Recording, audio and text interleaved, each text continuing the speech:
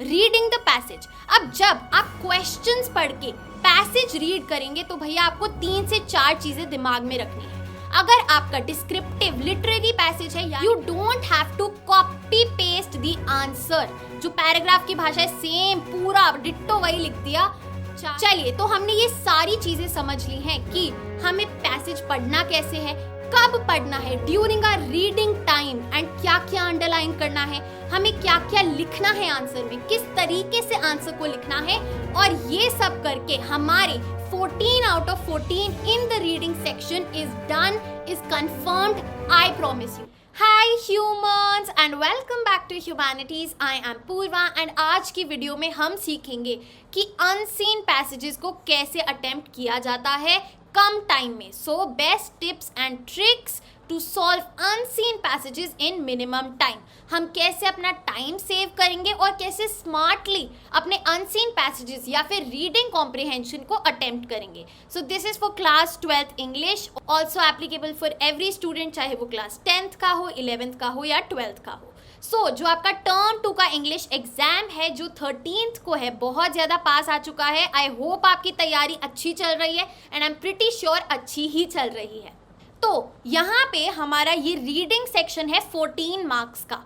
तो समझो कि 14 मार्क्स तो आपके पक्के हैं ये वीडियो देख के। अच्छा जी, अब हम समझते हैं। देखो, 2 टाइप्स के पैराग्राफ आएंगे और दोनों ही बहुत अलग हैं और दोनों को अटेम्प्ट करने का तरीका बहुत अलग है। देखिए, जो आपका पहला पैसेज आएगा वो 8 मार्कर होगा, यानी कि 1 मार्क्स के 8 क्वेश्चन आपको अटेम्प्ट करने हैं, जिसमें से टोटल 9 क्वेश्चंस प्रोवाइडेड होंगे। तो एक क्वेश्चन आप छोड़ सकते हैं, आपकी चॉइस होगी कि वो कौन से 8 है जो आप अटेम्प्ट करेंगे। क्लियर है? And then the next one is 6 marker, यानी कि आपके पास 6 क्वेश्चंस होंगे। चलिए, अब देखिए, सीबीएसई ने बोला है कि 2 पैसेजेस आएंगे, बट वो दोनों सेम भी हो सकते हैं और अलग भी हो सकते हैं। सैम्पल पेपर में दोनों काफ़ी अलग हैं, तो हम अलग ही मान के चलेंगे। देखिए, जो पहला पैसेज दिया गया है सैम्पल पेपर में वो डिस्क्रिप्टिव या फिर लिटरेरी टाइप का है, यानी कि बिना उस पूरे पैसेज को पढ़े आप ना ही उसकी थीम बता सकते हैं और ना ही क्वेश्चंस को प्रॉपरली आंसर कर सकते हैं, क्योंकि वो बहुत ज़्यादा थ्योरेटिकल है। समझ रहे हो? आपको पूरा पैसेज समझना पड़ेगा उत्तर देने के लिए। और यहीं आते हैं हम सेकंड क्वेश्चन पे, जो है फैक्चुअल वाला, जिसमें हमें फैक्ट्स एंड फिगर्स दी गई हैं, नंबर्स दिए गए हैं कि इतनी ये पॉपुलेशन है, इसको ऐसे कहा जाता है। जो फैक्चुअल पैसेजेस होते हैं वो बहुत ज़्यादा ईजी होते हैं। अगर दोनों फैक्चुअल आ गए तो बल्ले बल्ले हो जाएगी, क्योंकि इसमें जो ट्रिक लगती है वो बहुत आसान होती है। हमें जो मेन प्रॉब्लम फेस करनी पड़ती है वो होता है जब हमारा लिटरेरी या डिस्क्रिप्टिव बेस्ड पैसेज आ जाए जो बहुत ज़्यादा थ्योरेटिकल है, और उसको पढ़ के हमें अंडरस्टैंडिंग लगा के फिर अप्लाई करना पड़ेगा आंसर में। क्लियर है? बहुत ज़्यादा इंफॉर्मेटिव होने वाली है वीडियो। अभी हमने डिफरेंट टाइप्स ऑफ पैसेजेस तो समझ लिए हैं, अब देखते हैं कि कैसे हमें अटेम्प्ट करना है, क्या तरीका है और क्या स्ट्रैटेजी रहेगी। Let's quickly get started. चलिए, तो क्या तरीका है हमारा अनसीन पैसेज को अटेम्प्ट करने का। सबसे पहली चीज़ हम क्या करेंगे, देखिए, आपके पास पेपर आता है, मैंने जैसे बोला है रीडिंग टाइम में after analysing the whole paper, एक बार आप 1 मिनट में पूरा पेपर देख लीजिए, आपका लिटरेचर में क्या आया है, राइटिंग सेक्शन में क्या आया है, और उसके बाद 1 मिनट के बाद हमारे पास 14 मिनट रहते हैं अपने रीडिंग टाइम में। और इन 14 मिनट्स में आप अपना पूरा का पूरा अनसीन पैसेज का जो भी रीडिंग है, जो भी मैपिंग है मैं बताऊंगी, वो आप कंप्लीट कर लेंगे। देखिए, the moment you get the paper, after that 1 minute you will take a glance at the paragraph. सबसे पहले आप देखेंगे जो क्वेश्चन नंबर 1 है, जो पैराग्राफ नंबर 1 है, क्या वो आपका डिस्क्रिप्टिव टाइप है, लिटरेरी टाइप है या फिर फैक्चुअल टाइप है। अब ये हम कैसे एनालाइज करेंगे, सैम्पल पेपर अभी हम देखते हैं और समझते हैं। देखिए, ये है हमारा टर्म 2 का सैम्पल क्वेश्चन पेपर। यहाँ रीडिंग सेक्शन में जो फर्स्ट पैराग्राफ है काफ़ी बड़ा है, देखिए काफ़ी बड़ा है, एंड इससे हम देख पा रहे हैं ना तो इसमें कोई फैक्ट बताया गया है, ना ही कोई नंबर दिया गया है। ये एक स्टोरी टाइप, एक इवेंट टाइप है कि ऑथर बोल रहा है, I saw jaws the popular shark movie that the summer it came out in 1975 and became paranoid about sharks, कि ऐसा हुआ था तो मैं ऐसा हो गया। ये एक किस्सा बता रहा है। क्लियर है? सो यहाँ पे किस्सा डिस्कस हो रहा है, यानी कि एक डिस्क्रिप्टिव टाइप है। क्लियर है? चलिए स्टेप नंबर 1 हो गया, क्लियर है। उसके बाद फटाफट से हम सेकंड पैराग्राफ को भी एनालाइज करेंगे। यहाँ पे हम देख सकते हैं कि सबसे पहली बात फिगर्स दिए गए हैं 59 item meal based food frequency 1026 students aged 14 to 16 years. ये एक सर्वे है पूरा, क्लियर है। चेंजिंग फूड प्रेफरेंसेस कीवर्ड है। यहाँ पे हमारे पास एक ग्राफ भी दिया गया है, क्लियर है। चलिए तो हमें ये पता चल गया ये एक फैक्चुअल क्वेश्चन है। स्टेप नंबर 1 हो गया, हमने दोनों पैराग्राफ्स को एनालाइज करके समझ लिया है कि कौन सा पैराग्राफ किस टाइप का है। अब क्या करना है? अब भैया अगर फैक्चुअल क्वेश्चन है लाइक क्वेश्चन नंबर 2 तो बल्ले बल्ले है, आपको पैराग्राफ पढ़ने की कोई ज़रूरत नहीं है। आप सीधा सीधा क्वेश्चंस रीड करेंगे। क्वेश्चंस पढ़ते ही आप जाएंगे पैराग्राफ पे और आपको डायरेक्ट आंसर्स मिल जाएंगे। ज़्यादा आपको माथा पिच्ची करने की ज़रूरत नहीं पड़ेगी क्योंकि एकदम डायरेक्ट आता है। अभी आंसर लिखना कैसे है वो मैं बताऊंगी। डायरेक्ट आपको आंसर तो मिल जाएगा बट आप वो सेम भाषा नहीं लिखेंगे। आई विल टेल यू, आगे चलेंगे अभी वो समझेंगे, क्लियर है। चलिए बट अगर हमारा फर्स्ट केस सिनेरियो है क्वेश्चन नंबर 1 लिटरेरी है, हमें समझना है, डिस्क्रिप्टिव है, कोई इवेंट है, क्लियर है, तो हमें क्या करना है? क्वेश्चंस रीड करेंगे हम फटाफट, क्लियर है कि क्या क्या पूछा गया है। भैया क्वेश्चंस को आपको हल्के में नहीं लेना है। क्वेश्चंस को आप आराम से 1 मिनट लगा के पढ़िए और समझिए, अंडरस्टैंड दोस क्वेश्चंस। क्योंकि अगर आपने क्वेश्चन नहीं समझा ना, वहाँ पे आपका टाइम वेस्ट होगा। आप बार बार बैक एंड फोर्थ जाके पैराग्राफ पढ़ेंगे, फिर क्वेश्चन पढ़ेंगे, फिर पैराग्राफ पढ़ेंगे, फिर क्वेश्चन पढ़ेंगे। तो यहाँ पे टाइम लगा के अंडरस्टैंड द क्वेश्चंस। अब क्वेश्चंस को कैसे अंडरस्टैंड करना है देखिए। यहाँ हमारे सैम्पल क्वेश्चन पेपर में क्वेश्चन नंबर 1 में पूछा है site a point in evidence, clear है। इसको अंडरलाइन कर लो कि हमें एक एविडेंस ढूंढना है that the writers post jaws fear was not justified, clear है, ठीक है। इसमें हमने ये अंडरलाइन किया कि हमें ढूंढना क्या है। उसके बाद स्टेट एनी वन ट्रेट, एक ट्रेट ढूंढना है हमें राइटर का। कौन सी लाइंस में से 5 to 10 में से, and provide a reason for your choice, यानी कि कैरेक्टर स्केच, क्लियर है। आपको ऐसे हर एक क्वेश्चन को समझना है कि मांगा क्या गया है, what is the question asking, और वही जाके हम ढूंढेंगे और आंसर करेंगे, क्लियर है।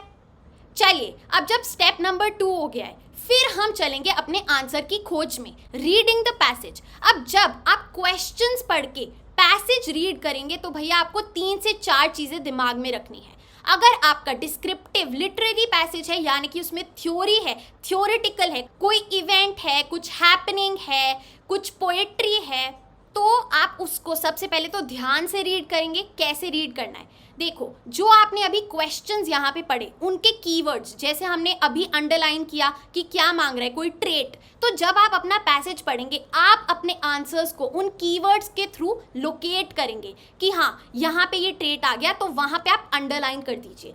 ऐसे, क्लियर है। कुछ क्वेश्चन पूछा है, वहाँ पे वो वर्ड आया, पैराग्राफ में भी वो वर्ड आ गया, वहाँ पे उसको अंडरलाइन कर दीजिए या फिर छोटा सा डॉट लगा दीजिए, क्लियर है। So you will start locating your answers using keywords from your questions, clear है। चलिए उसके बाद क्या करना है, आपको मेक श्योर करना है बिफोर रीडिंग द पैसेज कि आप हर एक पैराग्राफ की फर्स्ट लाइन पढ़ लीजिए, कि उससे आपको पता चले कि पैराग्राफ किस फ्लो में जा रहा है, किस तरीके से लिखा गया है। यहाँ पे हमने पढ़ा फर्स्ट लाइन, हमें समझ आ गया कि उसने एक मूवी देखी और उसके बाद वो बहुत ज़्यादा डर गया, ठीक है। उसके बाद देखिए, So when I got this assignment for National Geographic magazine, I decided to accept and do what I'd never wanted to do. तो यहाँ पे हमें फिर समझ आ रहा है स्टोरी किस वे में जा रही है, ठीक है। ऐसे ही आप हर एक पैराग्राफ की फर्स्ट लाइन पढ़ेंगे ताकि आपको एक ब्रीफ समरी मिल जाए, क्लियर है।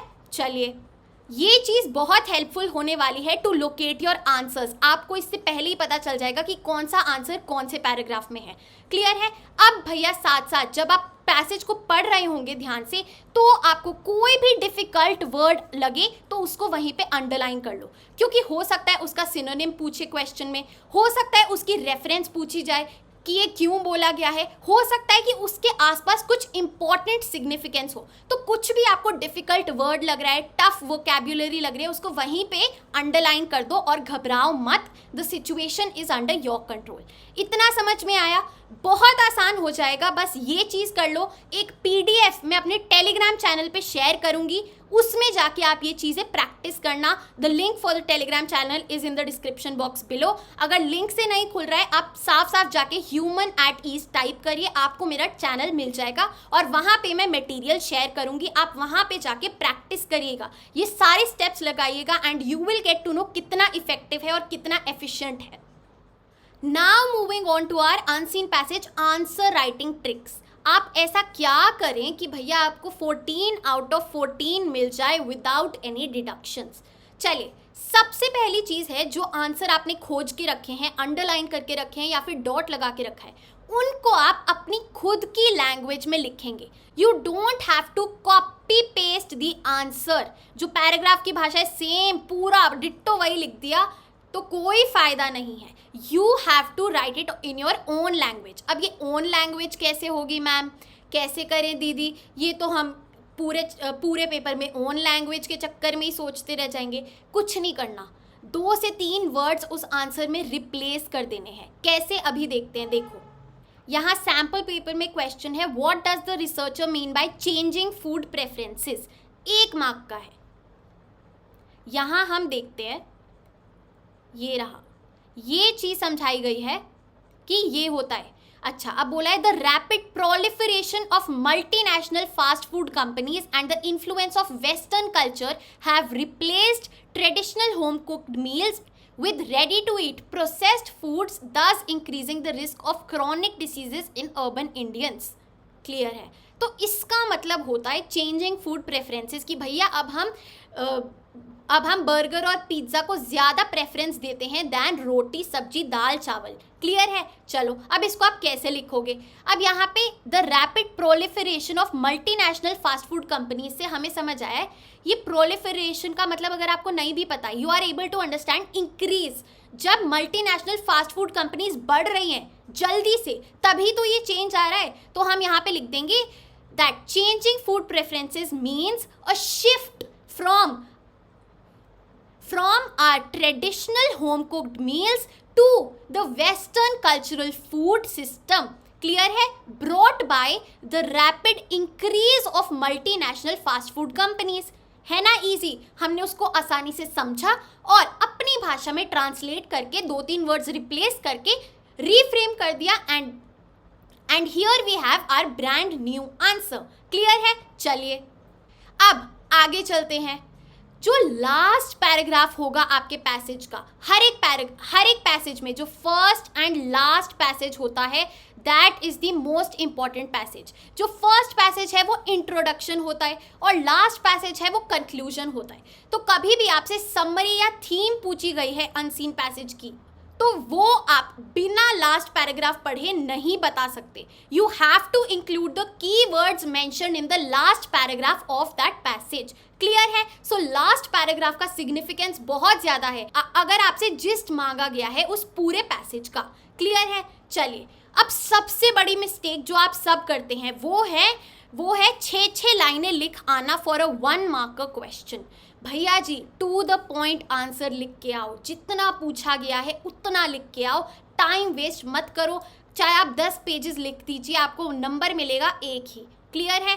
तो अगर आप 3 से 4 लाइनों में अपना आंसर लिख रहे हैं, that is more than sufficient. ज़्यादा हमें टाइम वेस्ट नहीं करना है, टू द पॉइंट आंसर लिखना है, ये बात समझ के चलना। यही की है अपने टाइम को सेव करने की। क्लियर है? चलिए, अच्छा, अब ये आंसर जो होगा वो इजी टू अंडरस्टैंड लैंग्वेज में होना चाहिए, जैसे हमने अभी पढ़ा, जैसे मैंने आपको एक एग्जाम्पल दिया। ये नहीं कि आपने उसको और कॉम्प्लेक्स बना दिया है, नहीं, आपको उस आंसर को तोड़ना है और इजी भाषा में समझाना है। क्लियर है? और क्लियर कट आंसर लिखना है। अगर क्वेश्चन में, जैसे हमने क्वेश्चन को अंडरलाइन किया था कि क्या पूछा गया है, वही आंसर करना है। हाउ पूछा है तो हाउ, हु पूछा है तो हु, व्हेन पूछा है तो व्हेन, वेयर पूछा है तो वेयर, और एविडेंस पूछा है जैसे हमने अंडरलाइन किया था तो evidence. That is it. Clear है?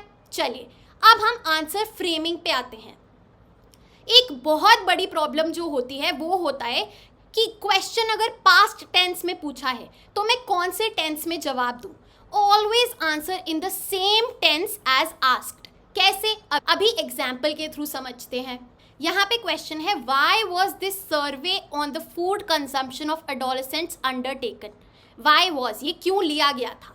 तो हम स्टार्ट करेंगे। This survey on the food consumption of adolescents was undertaken because, clear है, वॉज ही रखा हमने, इज नहीं लाए हम। अब यहाँ पे देखो, why is affordability recommended as a significant feature of school canteen policy? तो हम प्रेजेंट टेंस में लिखेंगे, affordability is recommended as a significant feature of a school canteen policy because, clear है। चलिए यहाँ पे अगेन वर है, ठीक है, तो हम पास्ट में, तो आप हमेशा उस सेम टेंस में आंसर को सब्सटैंशिएट करेंगे, क्लियर है। चलिए, तो हमने ये सारी चीज़ें समझ ली हैं कि हमें पैसेज पढ़ना कैसे है, कब पढ़ना है, during our reading time, and क्या क्या अंडरलाइन करना है, हमें क्या क्या लिखना है आंसर में, किस तरीके से आंसर को लिखना है, और ये सब करके हमारे 14 out of 14 in the reading section is done, is confirmed, I promise you. अब सिर्फ और सिर्फ एक चीज़ करनी है, सबसे पहले सैम्पल पेपर के क्वेश्चंस को अटेम्प्ट करना है जो मैंने अभी आपको दिखाए। उसके बाद मेरे टेलीग्राम चैनल पे आके मैं एक पीडीएफ शेयर करूंगी, उनमें से जितने भी पैराग्राफ्स आप अटेम्प्ट कर पाते हैं करिए, ज़्यादा से ज़्यादा प्रैक्टिस करिए ये ट्रिक सीखने के बाद, एंड सबसे बड़ी बात, इसको अपने दोस्तों के साथ शेयर कीजिए। So guys, that is it for today's video. I hope you liked it, and if you did, please like, share and subscribe to my channel. You are at Humanities. Happy learning. I'll see you in the next video.